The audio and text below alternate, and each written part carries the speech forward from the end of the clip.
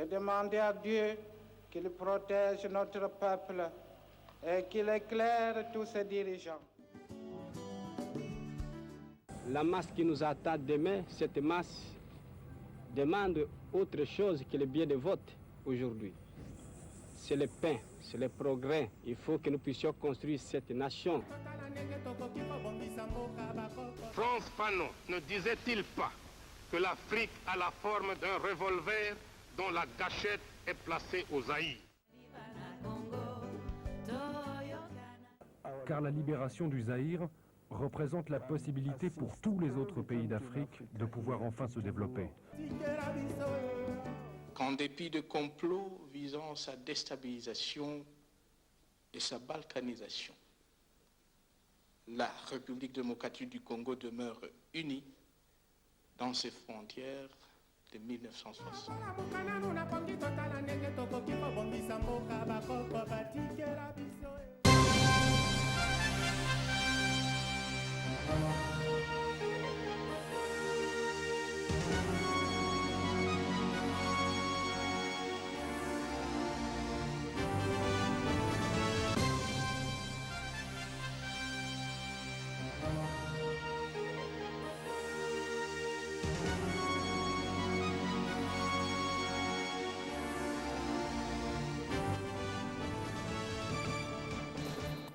Merci de rejoindre la télé républicaine pour vous informer. Dialogue national, le président de l'Assemblée nationale poursuit ses consultations. Ce samedi, les femmes issues de toutes les couches ont été édifiées sur ce cadre de concertation en vue de la cohésion nationale. 16 février 1992, 16 février 2013, 21 ans se sont écoulés depuis les massacres des chrétiens. Pour se souvenir de ces martyrs de la démocratie, un culte d'action des grâces a été organisé en leur mémoire. Enfin, les travaux de modernisation et de réhabilitation de la chaussée du boulevard Lumumba ont effectivement repris ce samedi. Le gouvernement a mis des moyens suffisants pour achever l'ouvrage. Voilà pour le sommaire de ce journal. Mesdames et messieurs, vous informer est notre devoir. Bonsoir. Le président de l'Assemblée nationale poursuit ses consultations en vue du dialogue national. Ce samedi, toutes les femmes leaders issues de toutes les couches de la population se sont retrouvées autour d'Aubin Minakunjalanjoko pour avoir l'idée sur le contour de cette initiative. Elles ont saisi l'opportunité pour solliciter une participation active des femmes à ce dialogue censé aboutir à la cohésion nationale. Ces échanges ont eu lieu à Fleuve Congo Hotel. Les détails avec Oscar Bakadoa et Cédric Idebo. Conscient du rôle de la femme dans la société et surtout tout ce qui lui est reconnu par la Constitution de la République, le président de la Chambre basse du Parlement a échangé avec les femmes congolaises issues de toutes les couches de la population sur le bien fondé du dialogue annoncé par le chef de l'État en vue de réaliser la cohésion nationale pour faire face à la guerre de l'Est qui menace sérieusement l'intégrité territoriale. Après ces entretiens, elles sont fières d'être aussi consultées. Les femmes, c'est une grande composante de la société. Et que dans ce qui se prépare, dans les pré-consultations, on ne peut pas ne pas tenir compte de la composante femme. Ça veut dire que tout le monde amène les cahiers de charges. Nous essayons de mettre ensemble et essayer de voir ce que c'est pour trouver une suite favorable pour notre République. À leur tour, elles devront éclairer la lanterne de leurs structures respectives pour une participation active de la femme à ce dialogue national. Et toujours dans le même cadre, les réseaux d'éducation civique au Congo saluent les pourparlers débouchant à un dialogue national. La société civile se mobilise pour y prendre part. Un cahier des charges est en train d'être élaboré à des termes précis afin d'éviter le dérapage et résoudre la crise qui mine la République démocratique du Congo. Mariam Boya Chilumba, Doudou Ndombe, Moseka Maingo et Baby Malobo Waku. La tenue du dialogue national à Kinshasa fait couler encore beaucoup d'encre et de salive. Les sujets est sur toutes les lèvres. Chacun donne sa propre conception de cette rencontre dont personne ne semble dire pourquoi elle doit se tenir. Pour la société civile, à l'image de Gérard Bissambou, secrétaire exécutif du RESIC, et de l'État, c'est pour parler devrait être considéré comme une occasion offerte aux forces vives du pays pour discuter sur les sujets importants qui entourent la marche du pays. La société civile va en même temps aussi préparer un agenda devant plutôt, donner la configuration de ce que devra être le dialogue en termes de thèmes à traiter lors du dialogue, en termes de modération du dialogue, en termes de l'approche à adopter par rapport au dialogue, de telle sorte que si nous n'entrions pas dans des dialogues qui durent à longueur mais qui n'apportent pas de solutions. Bien que ce dialogue national soit salué par les uns et rejeté par d'autres, la société civile pense que c'est une bonne idée que les fils du pays se retrouvent pour discuter sans embâche sur l'avenir du pays. Et pour nous, société civile, nous pensons que le dialogue ne peut pas avoir d'abord comme visée le partage du pouvoir. Ce dialogue, étant d'un intérêt capital, devrait donner lieu sur une réflexion sans complaisance des raisons qui bloquent la marche du pays vers l'avant et rétablir du coup le climat de confiance entre partenaires politiques. Et cette nouvelle pas très bonne des miliciens Raya Mutombo qui occupent la cité de Punya dans la province du Maniema depuis ce samedi vers 11h locales. Plusieurs sources sur place confirment cette information livrée par le chef de la milice. Selon les sites de la radio onusienne, les combats ont opposé les FRDC et les miliciens pendant près de 2 heures dans la cité avant son occupation. Le capitaine Ayan Kengo, commandant des opérations sur place, confirme cette attaque mais ne se prononce pas sur l'occupation de la cité. L'atelier de formation des formateurs organisé par l'IFES s'est clôturé ce samedi sur une note de satisfaction dans les cadres de l'évaluation des connaissances sur la décentralisation. Les participants ont recommandé la sensibilisation des citoyens en matière électorale pour une démocratie à la base. Nous y reviendrons avec force détail dans notre édition de demain.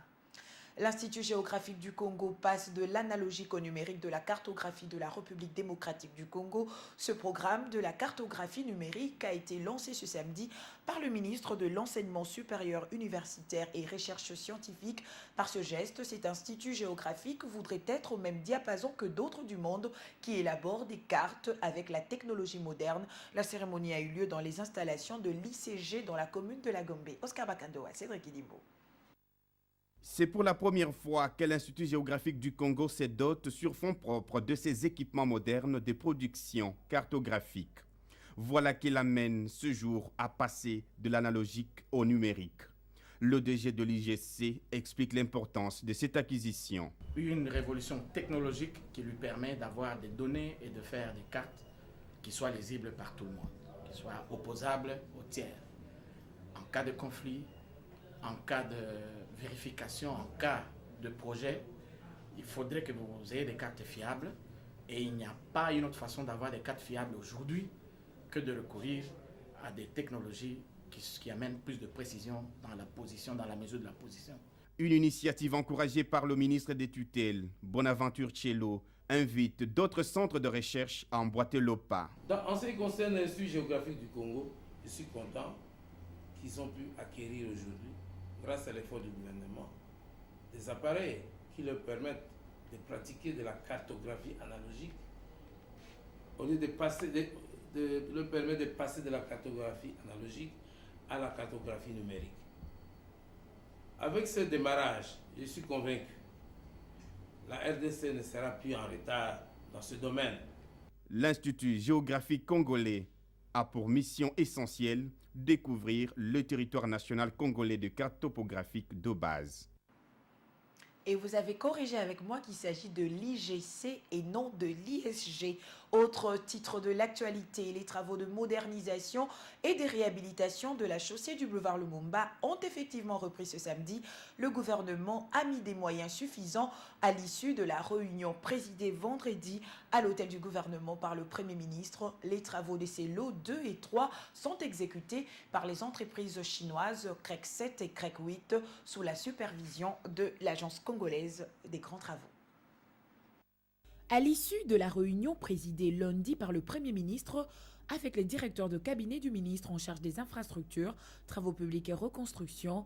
Des moyens suffisants ont été mis à la disposition de l'Agence congolaise des contrats-travaux pour reprendre les travaux de modernisation et de réhabilitation de la chaussée du boulevard Lumumba, précisément le lot 2 et 3. Les travaux ont bel et bien repris. Ils sont exécutés par les entreprises chinoises CREC 7 et CREC 8. Mais Darilunga Mwamba, directeur général de la CGT, ne peut que s'en réjouir. Nous allons commencer par tranche de 1 km. 1 km, ça veut dire nous terminons totalement chaque fois 1 km. Et là, c'est peut-être au bout, nous disons, au bout de 2 semaines, nous devons être capables de terminer complètement le premier kilomètre. Un autre problème à gérer, l'indiscipline des conducteurs pour éviter la congestion du trafic pendant les travaux. Le DG de la CGT rassure que des dispositions sont prises pour pallier cette situation. Nous disons déjà qu'à partir d'aujourd'hui, nous organisons la circulation avec la police de circulation routière. Nous allons l'organiser avec la Légion Cuir qui a l'habitude de sécuriser les 5 chantiers. À partir de demain donc, nous pouvons canaliser tout le trafic sur 4 voies. Les lots 2 et 3 du boulevard Lumumba coûteront respectivement 39 millions et 32 millions de dollars américains. La fin des travaux est prévue à la fin de l'année en cours. Et on en vient au 16 février. Cette date ne devrait pas passer sous silence dans la mémoire des chrétiens et laïcs. Une messe a été organisée ce samedi à la paroisse Saint-Raphaël dans la commune de Limete en mémoire de tous les Congolais tombés sous les coups de feu ce jour-là. Non loin de l'église Saint-Joseph sur Victoire, l'officiant du jour, M. l'abbé Mugaruka, a dans son homélie invité le Congolais à braver la peur et à forger l'esprit en toutes circonstances. Les forces acquises au changement ont eux aussi pris part à cette messe. Christopher Kamanda, José Martin Ganoubuyamba et Job Beki. Comme l'année dernière, aucune manifestation n'est autorisée ce samedi sur la voie publique. Policiers et agents de renseignement déployés dans les artères stratégiques de Kinshasa, seules les forces acquises au changement avaient appelé leurs militants à braver l'interdiction.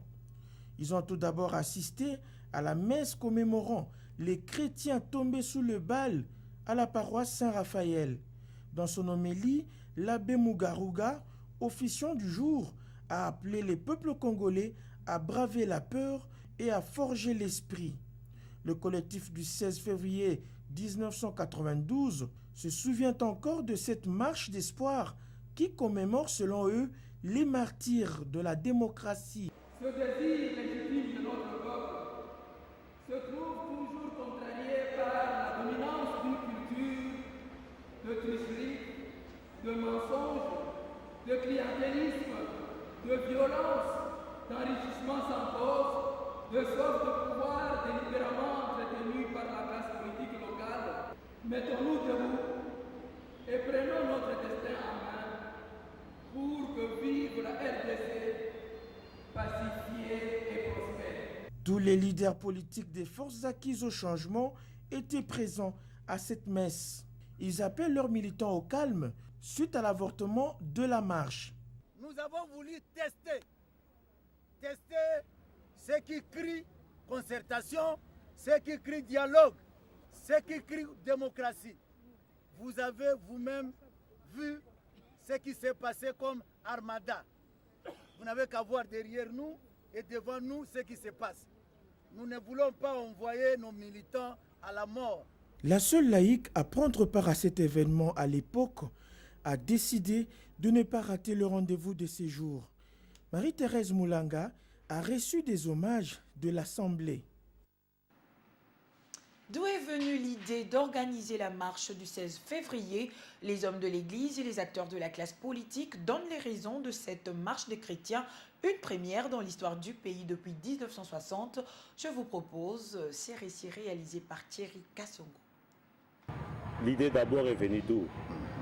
Quand il y a eu l'appel lancé par les archevêques et les évêques qui se sont réunis en séance ordinaire ici à Kinshasa, que la conférence nationale souveraine était incontournable à la sortie de leurs sessions qui ont duré du 20 au 27 janvier 1992 ici à Kinshasa, relayées par les abbés. des AB aux communautés de base des CB. Une fois, le peuple s'était organisé, uni, sans coloration, ni de région, ni dans des fois, c'était tout le peuple congolais qui s'était réuni pour une cause, l'ouverture de la conférence nationale souveraine. La peur a dévoilé son vrai visage. La peur a montré où elle était réellement.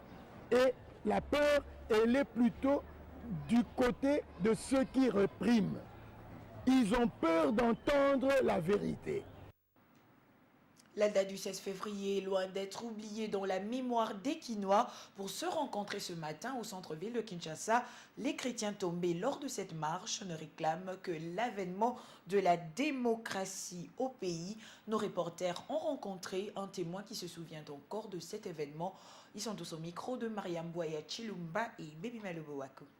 Ces événements sont d'ailleurs très mémorables.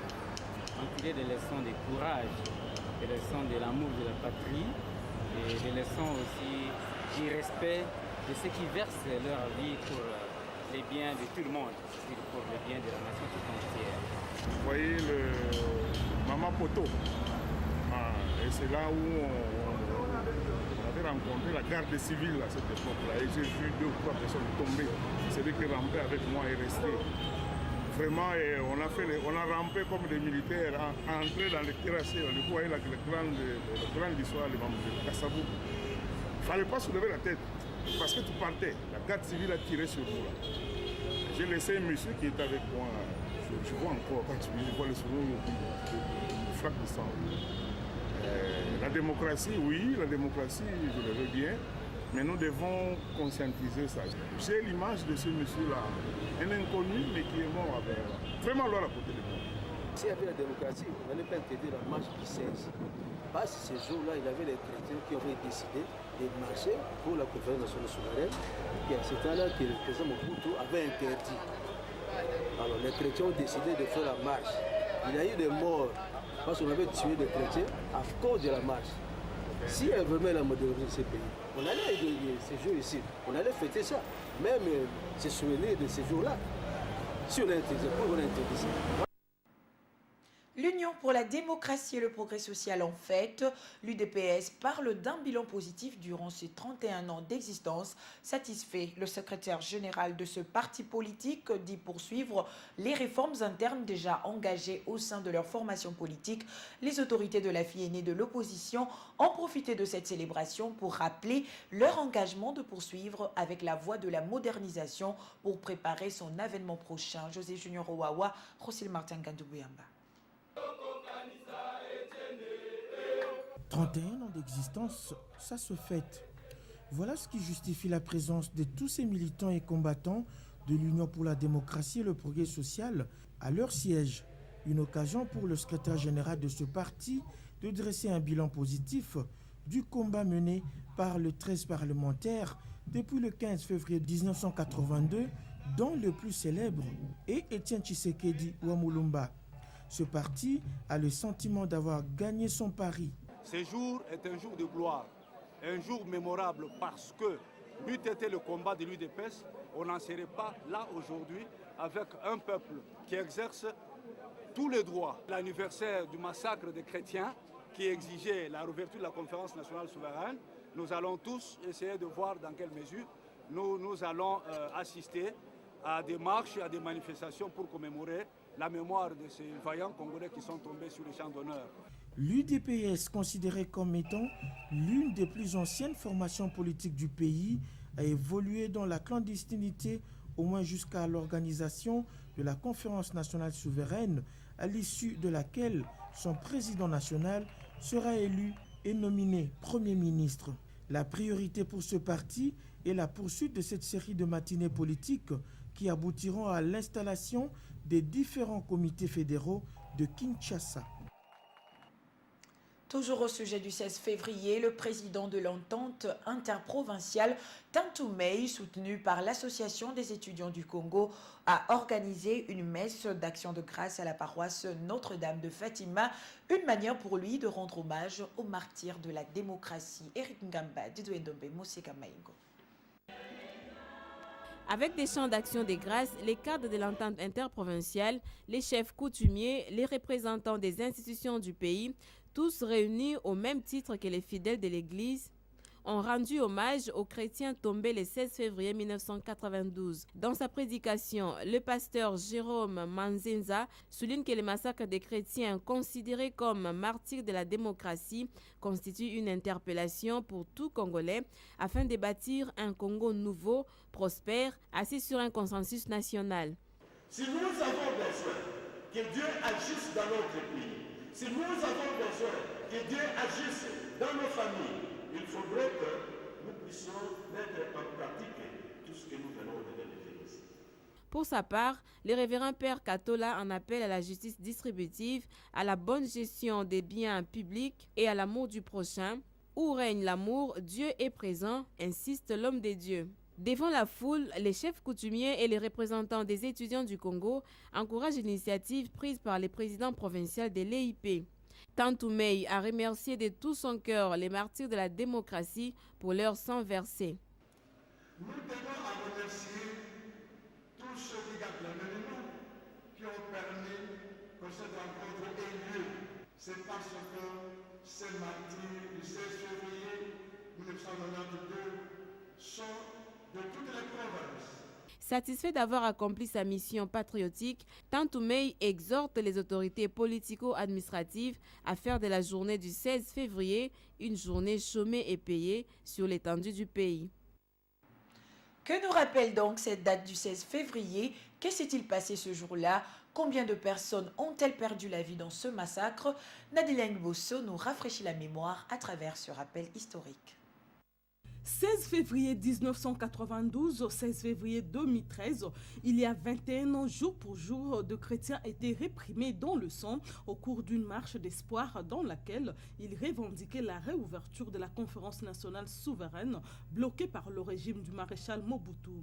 Après le culte dans les églises et temples, des millions de manifestants ont pacifiquement marché dans les rues en priant, chantant et brandissant de crucifix, chapelets et rameaux pour exiger la réouverture de la conférence nationale souveraine. Cette marche, initiative d'un groupe de prêtres quinois, reste sans doute la plus grande manifestation populaire de l'histoire du Congo depuis l'indépendance en 1960. En effet, ces jours-là, plusieurs centaines de milliers de personnes se sont levées comme un seul homme pour réclamer la poursuite de la conférence nationale qui, pour le peuple, incarnait la volonté de changement tant attendue. C'est au sein de ce grand forum national que les délégués du peuple venus de tout le coin du territoire national se battaient pour trouver des voies et moyens afin d'imprimer au pays un avenir meilleur. La suite des événements fut macabre. 2 hommes en uniforme envoyés par on ne sait qui ont fauché à bout portant des dizaines de milliers de vies humaines en tirant à balles réelles pour disperser une manifestation pourtant pacifique. En dépit de quelques actions sporadiques menées par le collectif du 16 février, organisation de circonstances au sein de l'église catholique à Kinshasa, la mémoire du 16 février 1992 est de plus en plus reléguée dans les oubliettes. Les ténors actuels du pouvoir, en train de savourer les fruits d'une démocratie dont les racines se sont nourries du sang de millions de Congolais, ne semblent guère se soucier de ses victimes, comme du reste de bien d'autres encore. Et pourtant, avec recul, cet événement révélera qu'il s'agit d'un moment historique crucial pour la RDC. C'est grâce à cette marche que la CNS a pu ouvrir ses portes à partir du 6 avril 1992 pour baliser la voie à une période de transition qui, malheureusement, s'étirera en longueur suite à la versatilité de certains hommes politiques. Quoi que l'on dise, la conférence nationale souveraine a constitué après l'indépendance en 1960 le moment le plus mobilisateur d'espoir des lendemains meilleurs dans l'histoire de la RDC. Pour les victimes transformées en martyrs, l'histoire revendique la qualité de héros fondateurs de l'activité politique du peuple. Cultiver leur mémoire induit le passage du souvenir à l'histoire et entraîne alors une revendication de participation active à l'ordre politique. Et sachez que le ministère de la Santé publique vient d'acquérir un important lot des médicaments pour lutter contre le paludisme. C'est les fruits de la bonne coopération qui a toujours régné entre la Chine et la République démocratique du Congo. Ces médicaments sont destinés aux centres de santé de référence ainsi qu'à certains hôpitaux de la capitale. Rosa Wazi. Ces lots importants de médicaments antipaludéens permettra sans doute de renforcer la lutte du gouvernement contre cette épidémie, la première cause des mortalités, mais surtout infantile en RDC. Ces dons du gouvernement chinois des médicaments équivaut à environ 361 000 $ américains. L'ambassadeur de la Chine en RDC rassure que ces dons est une preuve de la coopération entre les deux gouvernements. La Chine et la RDC sont liés par une amitié fraternelle depuis longtemps. Nos deux pays se sont toujours témoignés de soutien et de compréhension mutuelle et ont mené une coopération fructueuse dans beaucoup de domaines, notamment dans le domaine de l'économie, du commerce, de l'éducation, de la santé, ainsi que dans le secteur agricole et d'infrastructures. Le ministre de la Santé publique, Félix Kabonge, qui a réceptionné ces médicaments, ne manque pas le mot pour remercier le gouvernement japonais pour ces gestes. Ici l'occasion pour le gouvernement de la RDC de remercier le peuple chinois pour ce don important en médicaments contre le paludisme. C'est donc pour nous un don important. Ces médicaments seront affectés dans le centre de référence, les zones de santé ainsi que les hôpitaux de la capitale. Les bénéficiaires doivent utiliser ces produits en bon escient pour sauver les vies humaines. Et c'est sur cette note en santé que nous mettons fin à cette édition. Merci à vous tous de l'avoir suivi. Le reste de l'actualité vous donne rendez-vous sur www.lepotentielonline.com. Bon week-end à tous et à demain.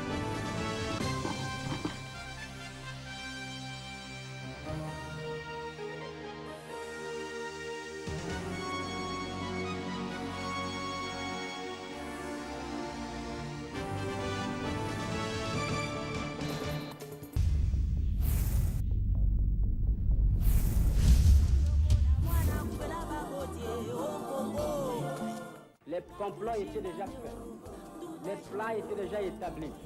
C'est d'imposer un gouvernement contre la volonté du peuple. La Belgique désire balkaniser ce pays. L'éclatement du Congo, c'est demain.